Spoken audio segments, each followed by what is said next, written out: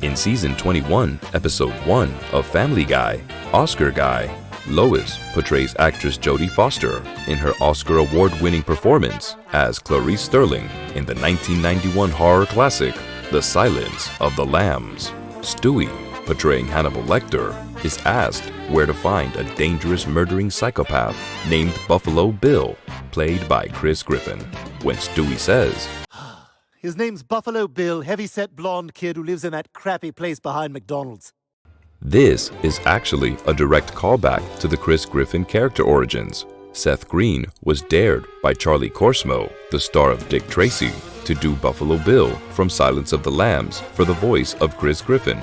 Here's Seth at the Playfest Los Angeles 2010 recalling the story. Just had to hit the bathroom real quick, sorry. This guy was asking where the voice of Chris comes from. I will set you up for this by saying that the Chris character was designed in such a way that if you didn't know what he sounded like, this makes sense. Most of the people coming in were doing the voice of like a surfer dude. I think I even pitched that. Like the first voice I tried was like, "What's up, the machine, bro?" And then, but I had been dared by Charlie Corsmo, star of Dick Tracy and Men Don't Leave.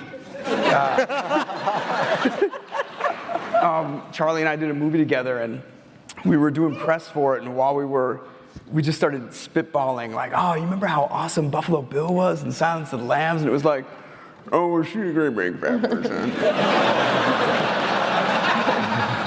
you help me, I'm so f***ed up, man. What are you, about a size 7? And we just thought that was so funny. We started putting that guy in different jobs. Like, what other jobs did that guy have?